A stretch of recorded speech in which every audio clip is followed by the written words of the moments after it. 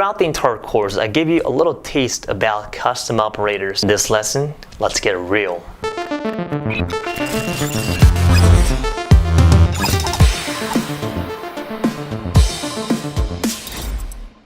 Welcome to Chapter 10, Advanced Swift. Let's learn about Advanced Operator. You guys been waiting for this lesson since the beginning of the time, right? I've mentioned this many times about custom operator. Well, in this lesson, let's learn how to create our own custom operators. Well, before you move on to the very custom operator, I wanted to go over a little bit about in-out. You guys probably seen the word in-out keyword before in your lifetime when you're seeing some sort of open source project. If you haven't, that's okay. Well, I'm gonna talk about function parameter behavior. For example, when you have a function called let's create a function called enter something, and you have a int value you have to enter. Okay, and then here what you're trying to do, you're trying to get try to manipulate the value of the constant the parameter you're working with, and try to do something like print a. Let's see if that works. Do you think it's gonna work? It's not gonna work. Well, here's the problem statement. Here's not really the problem statement. Function parameters are constant by default. So when you enter some sort of value within the function, that value is not mutating. That value is not changing at all. Okay. So for example, when you enter something, you can do 10. The 10 has to remain the same. Okay. It's not mutating. So in order to do that, what happens is you gotta put the word in-out in order to do that. Right there, in-out. And what makes it possible is, let's say you have a variable called number 10, and when you have enter something, but here's the thing, you're gonna have a little ampersand going on the left side that's telling that, hey, you can actually manipulate this variable, so it becomes a variable. Now you can enter number, and then here we go, let's try to print number now. What's happening is it's gonna print 11 on the bottom side, so the value of what you enter as a parameter has been changed at all. It changed. In-out allows you to do that. So if you see any of this in-out, this is not really the practical stuff. But if you do see in-out when you're working with someone else's code, then that's what I mean. If you see ampersand, you know what's up there. There's an in-out going on. Okay, so we cover the in-out, which just I wanted to cover before talking about operator. It doesn't have anything to do with that, but I just want to go over. So let's now learn how to create our own custom operators in this as the objective of this lesson. So there are three types of operator you need to know, or there are three types of operator that exist. One is called prefix, postfix, and infix. Let's begin with prefix and postfix. Well, what are the examples of prefix? Well, I think you guys already know that one of the examples is actually the bang with Boolean statement. This is an object, right? When you have bang, what happens is it just returns something the opposite of the Boolean values. Right now, true, so it returns false in this case. If it's false, it's gonna return true. I'm not sure why it's not working right now. Hopefully, come on, Xcode, I believe in you. Come on, 1, 2, 3, boom, it works. Now it returns false, true. So this is an operator. So again, I mentioned this last time. Operator is nothing more than a function, but written in symbol. Okay, this is the bang is actually a symbol that written, but just nothing more than a function. So how to create a bang symbol? How to define this bang symbol? Well, the only thing you have to do is, all right, we're gonna define this operator. This is like similar to like a let. It's like you're defining this variable. So right now you're using this is, I believe, option G, option C, I believe, option C. Click on it. Option V, by the way. So you want to create an operator for this way. So by the way, I think I mentioned this. I didn't mention the prefix means that the operator that comes before the object. Okay, postfix, you can tell that object that comes after. For example, just want to go over. You have a postfix object. Here we have a string, an optional type, and then this bang in this case will be a postfix, the operator that comes after the object. Right now the bang is actually just operator. There's a function for it, but Swift engineers have designed this operator using this kind of method. We'll take a look at how we do it, and which allow us to use it. So bang is nothing more than a custom operator written by the Swift engineers. Amazing? Well, so let's now learn how to create our own function. The only thing you have to do is rather simple. In fact, call it prefix func. Okay, that's how you define this is not a normal function, this is a function for prefix, and then you can enter exactly the identical stuff here you mentioned right now. Root sign here, root, you can call it number, you can call it name, it doesn't really matter, just a parameter sign, and then you can use that. Square square is a function that comes from the foundation, so you have to import it that way. So now we have a magical ability to use this one right there. Boom, it should return the value of 1000, and option V, and then you enter 900, you should return 30 on the right side. How amazing is that? Simple. Again, these are just pure operators. This is literally nothing more than, probably in Swift and in the source code, they probably have a bunch of prefix operator, this kind of definition written down, and what we're doing as a user is simply using their own prefix operator and functions. Okay, that's nothing more than that. Okay, how's that going? All good? So you now know how to create a prefix operator. Well, I'm going to give you one more example with the operator, what you can do with that. One of them is called copyright. I mean, you can create anything on your own. This is, I believe, option G, I believe. Click option G. Yeah. So what I want to do is when you use this symbol, I want to make sure that you're going to add the TM sign, trademark sign on the right side. It's okay. So let's see what happens now. Operator, and then just Bob the developer. Let's see if that works. That's interesting. Okay, here we go. It should work now, right? Now what's happening is, okay, let's call it trademarks. Print trademarks, okay? Okay, here we go. We have TM sign on the right side. How amazing is that? So now you can also have brackets around. Doesn't really matter, but it's up to you guys. I don't want to have bracket. I mean, for copyright, I'll definitely have a brackets like that. Just make more neat, okay? Okay, cool. We talked about how to create a prefix operator. Let's learn how to create our own postfix operator. So here we go. Postfix. Okay. So I already showed what postfix is. Creating a postfix operator is exactly the same.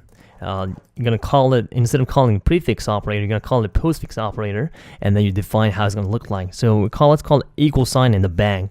So what this operator for me gonna do is it's just a random operator, just create it on your own.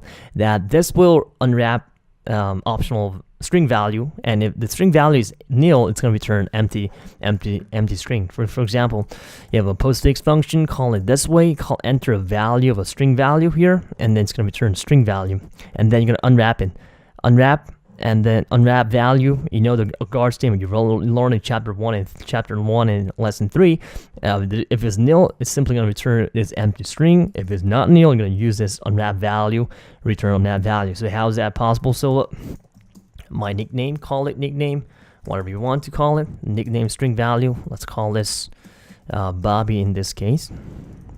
Okay, now my nickname, and you can use this amazing operator you've created on your own, just like that. Boom. Now it returns Bobby, non-optional type on the right side. You know, there's no optional.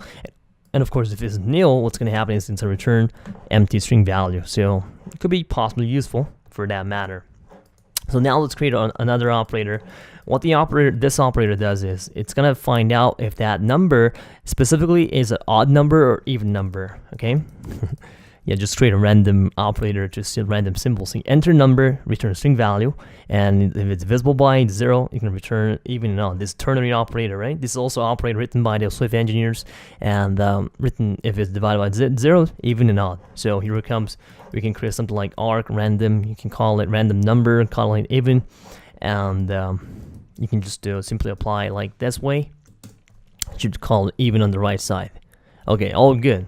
Okay, but again, I'm gonna warn you this time. You don't want operator. There are a lot of operator is a common language. It's like a word that people like to use in the programming language world. For example, we like to use this kind of operators. Ternary operator is commonly used in any other programming language, such as C++, JavaScript, right? However, if you decide to create your own operator, what's happening is you're creating your own language. A symbol is not more than, if you go back a couple thousand years ago, it was a language that communicated between people, and so you definitely don't want to create your own language. So what's happening is, if that something is not that, for example, this is in my opinion, this is fine. The root operator is fine. However, If you decide to use this kind of operator, you definitely want to communicate very, very well within your teammates, whether you make a documentation saying that, hey, these are the operator, they're going to use it, this is what exactly it does, let's use example. If you don't do this and then try to work together as a team, you're going to have a lot of problems. So make sure when you're making a custom operator, there's no black and white, right? People say don't use custom operator. No, it's not. I don't want to go with black and white approach. There's nothing black and white in the world except text and death. The only it's like gray area. So if you want to use a custom operator, make sure you make a really clear documentation that everybody can see what you're trying to do, and then make sure you communicate very well. Okay, that's all I want to say. I'm not asking not to use it, but if you want to make something like this one, this is not good. This is hideous. That's why I made this example. You don't want to make something like this. Okay. It's better just create a function instead. Just say call it determine even and odd based on number. Right? That's way better communication method than using this. What do you call it? Two butterflies. Okay? Don't use any of this. This is hideous. So we covered how to create postfix and infix. However, now let's talk about prefix and postfix. Now let's talk about infix, which is the one I wanted to go over now. Let's talk about infix. So what's infix for those who are smart enough or can guess probably. Infix is something that comes in between. For example, what are some examples of infix operator? Well, this is infix operator. 3 times 3. Okay. What's happening there is a function, this is a function symbol, and what it does is takes the first parameter, second parameter, and combining it, and you're working it together like a charm. Okay, one of the example is 3 divided by 5. This is an operator used within, so you're working in between. So infix is nothing more than in between of 2 parameters you're working with, 2 objects you're working with. Okay. But it's a little more complicated than the prefix and postfix. Okay, I'm gonna tell you why. Here's why. So when you have an operator like a object like this, operators like this, you need to know which one to execute this one first. So this is also an operator, and this is also an operator. So how do you tell your computer that, hey, you're gonna execute based on the arithmetic rule, you're gonna execute this function first, and then you execute after? You kind of go like group them together, right? So how do you tell your computer to do that? Okay, well in this case it's already automatically does it because they already designed this infix operator written down. But if you were to make your own, how do you go about that? Okay, well let's begin. So let's learn how to create infix operator by learning the old method. This is how you create an infix operator back in the days. You have to do. So let's say what you want to create is you want to create something like this kind of operator. So what they do is when you do 2 times 3, it's going to return the power 2 to the power 3. So 8, if you do 2 to the power of 10, you're going to 2 to the power of 10, so it's going to 1024. You want to create something like operator like this in that does that job. Okay, how to do that? Well, you're going to define one. The only thing you need to do, you got to define the operator first. Call it this way, infix operator. And then call it times start, and then you're gonna have a bracket around. That's a rule. And then call it associative left. Okay, that's one thing. And then precedence 130. Well, I'm not gonna talk about associative left right now. I'm gonna talk about it later. But what is precedence? Well, precedence is like a priority. Which one to execute it first? Well, if you go to lecture notes, you'll discover that there are a lot of you might be using different lecture notes because I've migrated all the content. You're probably using the About the Developer website lecture notes. So if you take a look at it, oh come on, these are our operators that exist within Swift. We have this kind of operator, that it manipulates a bit, and also we have a division, $&, we have plus minus and is as. These are operators.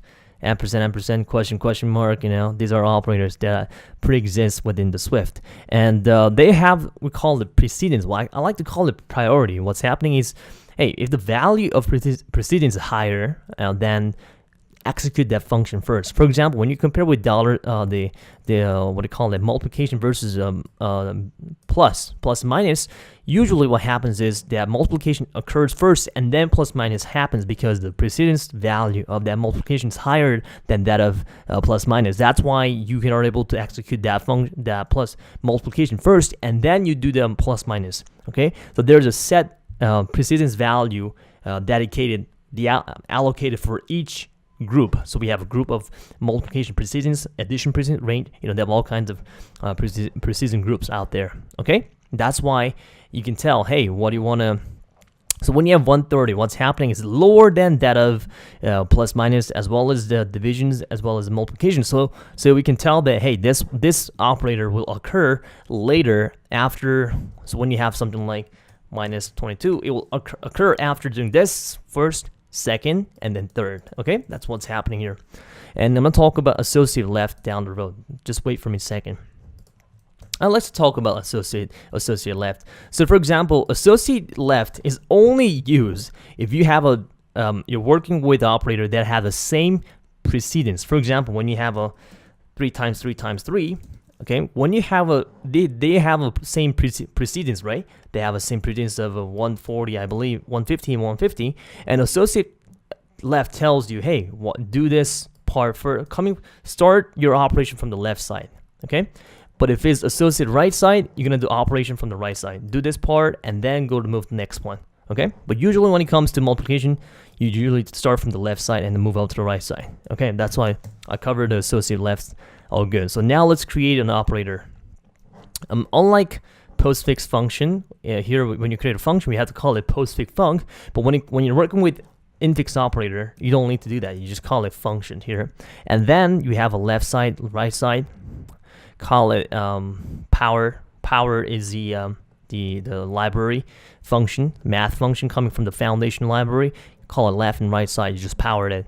And then here we go. Now you have the magical ability to use this amazing method on the right side, 8 and 1024. Okay, cool. Yeah, I would use, if I were to make a program that, if that does a lot of power stuff, yeah, I'll use this custom operator and then tell the people very, very clearly, hey, I'm using this operator. This operator does this. And it's fine because this sign is actually I'm not sure if it's common, but it's definitely useful because you can tell, hey, it's quite intuitive. Yeah. Okay, all good. Life is good.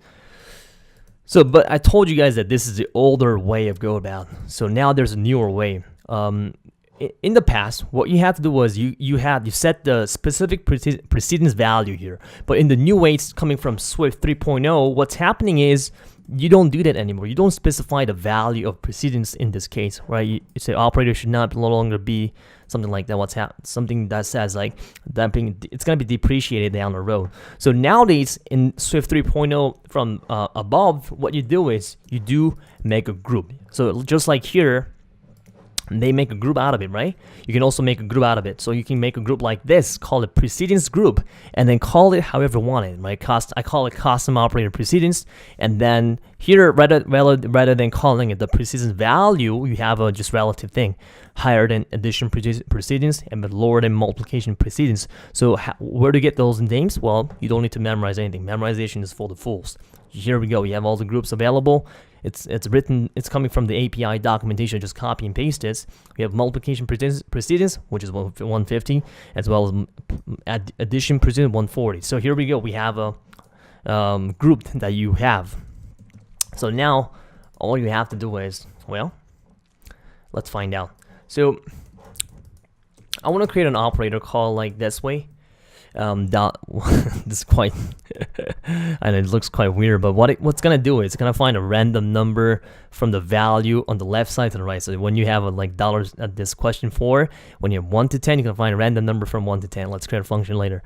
The only thing you have to do is you don't have, unlike here, you don't have to create these brackets here. You just have to kind of like protocol like, just like, hey, this thing has a custom operator precedence, and then you know what the precedence value is. Not the exact way, but relatively, it's higher than. So when you do like 2 times 3 times, what's gonna happen is it's higher than higher than addition. So what's gonna happen is you're gonna do this one first. It's gonna be 8. Okay, gonna be finding 8, and then you're gonna do this one, and then you do the final round here plus. Okay, you get the point, right? So all good. So let's create a function random number generator. Here we go. We create a function like that, and then what it does is take the left call it UI uint. You can be int, but when you want to work with arc random, you have to use uint32. This is one of data structure. This lesson is not about data structure, but this is one way to express int value. Yeah, and then what's gonna happen is lower and upper. So when you have you do this way, find a random number and return the random number. So for example, now what you can do is like that. So it's gonna find a random number from 1 to 10, random number from 1 to blah blah blah right there. Okay, again, this is better. I think the better version would be just find random number. This is what I would do. Number. Okay. Call it from number 1. Initial number. Call it lower. This is what I go. Lower. Double. And then 2. What do you call it? Upper. This is what I would do if I were to make a function out of it. Okay, I'm probably not gonna create a. Yeah, that's it. So what are you gonna do? Random find number from 0 to 10. That's what I would do. All right, you don't need to create an operator like this. This is not good. But I just want to show you how to create an operator like this. This is way much better than using this a lot of unknown stuff here. 4 question marks down the road. Okay, you don't want to do that. Okay, all good. So now let's talk about how to. We call it overload. There's one more thing called overloading. So if you really think about it, this $sign, not $sign, this star sign, this division signs are already defined operators that exist, right? But what if you want some sort of it's not exactly overriding. It's not exactly completely overriding. We learned about chapter 2 about overriding, right? It's not really overriding. What's happening? Overloading is like you're kind of adding more functionality to that. For example, let's say you have a here. You want to do a string value, and you want to do multiple times 10, and you want to create something like this. How to do that? Well, this operator doesn't really do that. So what you want to do, you want to create your own custom kind of addition value, like additional feature to that operator. So this is the only thing you have to do is I'm just gonna copy paste because it's not that hard to understand. So call it the star sign. You don't have to create this infix operator because it's already defined by the Swift engineers, right?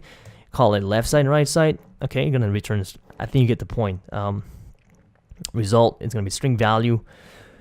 I think you get the point. I don't think I have to explain this. If you just pause the video and then just to go through it. So now you have the ability to use the star sign using this way right there.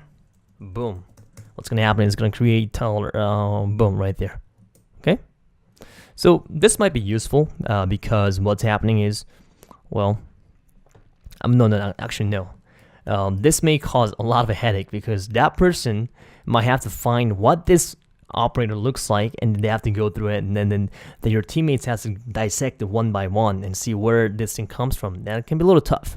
So again, sometimes just creating a method, creating a function can solve the problem for this case.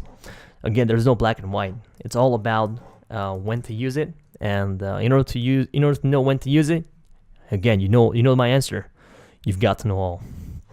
Okay, last one is let's say we have a 1, 2, 3, 4. Normally what happens when you use this one, what's happening is you do 1, 2, and then 2, and then 3 and 4. That's what usually happening. But you can also change the behavior. I guess it makes sense to use override.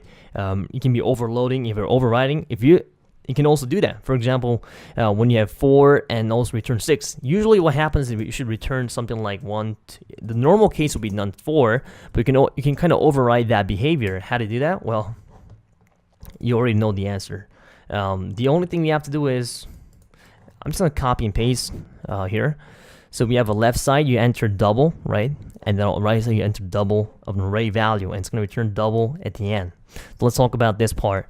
You're going to create a sum, which is initial. We can call it initial, you want it. Call it sum. And then you're going to create a double. This is how you make a double, or this is one of the initializer method. You can use it. We call it repeat element, and then 0.0, so count on the left side. So you enter the left side, there are 2 counts. So what's happening, the sum in the very beginning, it's going to be 0.0, and then 0. Just creating a random array that's that has 2 elements in it. Okay, that's what's happening. But now what you want to do is you want to make sure you want to change the value of that each element. So if it was 1.1 like that, right? You want to change the value of that. So you want to change the value by adding this 2. So it becomes 4.0 and the 6.0. How to do that? Well, we talked about enumerated before when talking about sets, tuple, right? It creates index as well as what we call that, the value. So for those who are not convinced, oh, it doesn't print that thing right now because we have to run the function. So let's try to run it down. Let's run it here. Let's try to do that. Right, this one. Yeah. Again, as I said, operators are nothing more than functions, right? So here we go. It's running a function. Here we go. Enumerate sequence. Whoa, it's a little tough. Base 1.0, 2.0. Okay. Okay, I guess it doesn't really make sense right now. I guess it returns some sort of like something that confirms the sequence. I remember correctly, we're going to talk about it later lessons. Sequence, what the sequence allows you to do is the sequence allow you to do what? For and left. We're going to talk about that soon, so just bear with me for a second. And you have a tuple value on the left and right side, and then just sum. What's going to return on the left side is, this is the index value, I believe, index. So index 0, starting 0, left 0, and right 0. So right now you enter, for example, you enter 1 and 3. The sum is going to be 4, and then you're going to go to the second loop, which is second part. The sum of 0 is a 1, okay, is equals to the left side, which is 2 plus 4, the right side. So returns, as a result, returns 4.4, 6. Okay, that's it. That's all about the custom. You've mastered custom operators in this lesson. You've been waiting for a long time, and I think you guys are definitely good to go. I'm very proud of you for coming along with this amount of lectures and notes, and me speaking to this camera and also speaking to this mic. Thank you guys for coming all the way here. Keep learning about this. You got along. You're almost there. All right. Just if you finish it, you are one of the 3%. Okay. And I'll love you forever.